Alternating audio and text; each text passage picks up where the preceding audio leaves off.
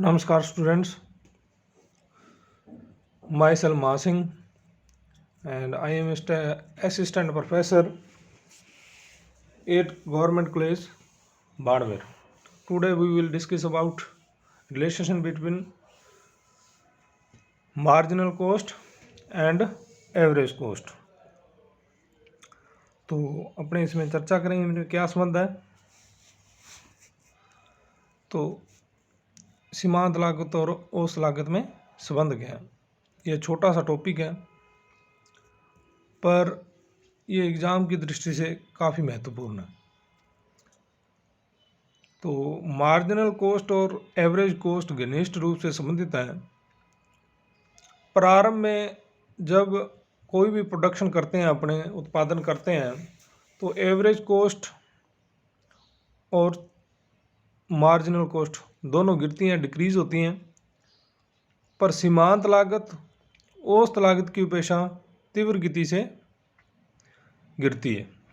तो जो marginal cost है वो एवरेज कॉस्ट की तुलना में जो गिरने की दर है वो मार्जिनल कॉस्ट की एवरेज कॉस्ट की तुलना में तीव्र है।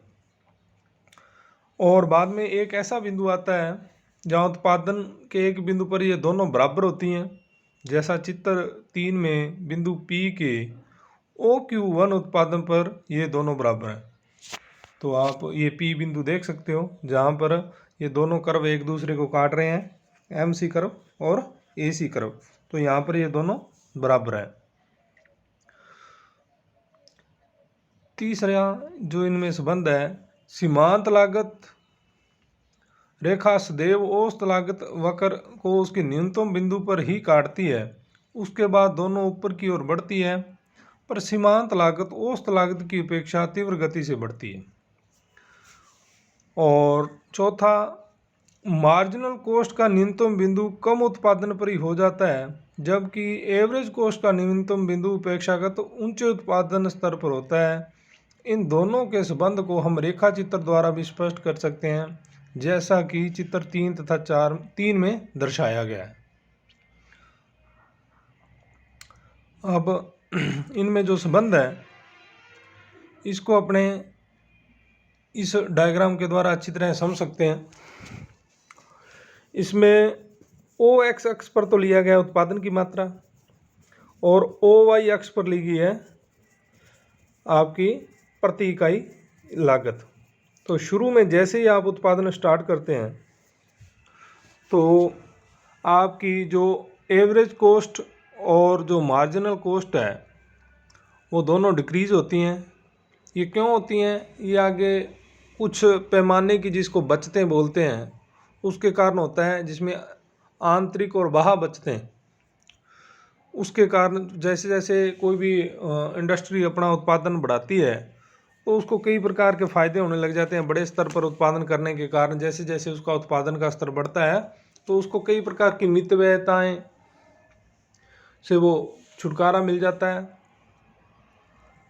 मितव्ययता का फ़ायदा होता है और कई प्रकार के अपव्यय जो उससे छुटकारा मिल जाता है, जिसके कारण उसकी लागत जो है कम आती है।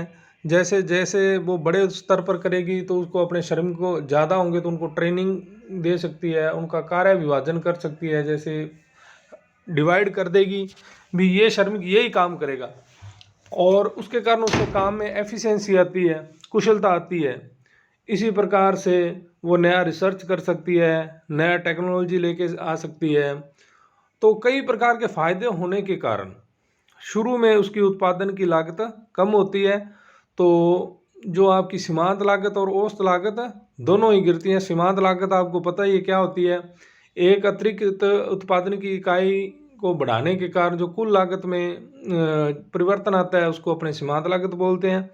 और जो एवरेज कॉस्ट औसत लागत होती है वो कुल लागत को आप उत्पादन की मात्रा से जब डिवाइड कर दोगे तो उसके कारण आपको उसको अपने औसत लागत ज्ञात कर सकते हैं।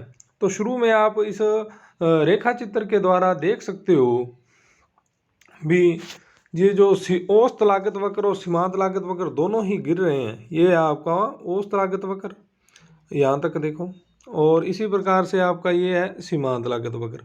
तो ये दोनों ही गिर रहे हैं, पर जो औसत लागत सीमांत लागत वक्र है वो औसत लागत वक्र की तुलना में तेजी से गिरता है। फिर ये दोनों पी बिंदु पर एक दूसरे के मतलब बराबर है बिल्कुल।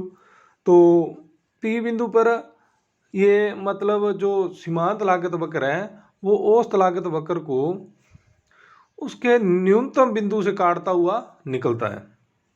ये पी बिंदु पर औसत लागत वक्र का बिल्कुल ये न्यूनतम बिंदु है ए सी कर्व का, और एम सी कर्व इसको नीचे से काटता हुआ ऊपर की ओर जाता है।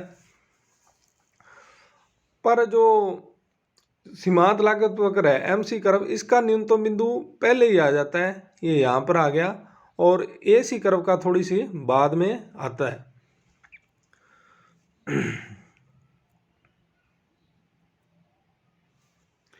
और इसी प्रकार से पी बिंदु के बाद में आपका सीमांत लागत कर्व और औसत लागत कर्व दोनों ही बढ़ते हैं, पर जो आपका सीमांत लागत वक्र है वो औसत लागत वक्र की तुलना में तेजी से ऊपर की ओर बढ़ता है। तो ये इनका आपस में संबंध है, और इसी हिसाब से अक्सर एग्जाम में पूछा जाता है भी आप औसत लागत वक्र और सीमांत लागत वक्र के बीच में संबंध दर्शाएं। तो इस चित्र में आप देख सकते हो एक्सप्लेनेशन दे रखी है।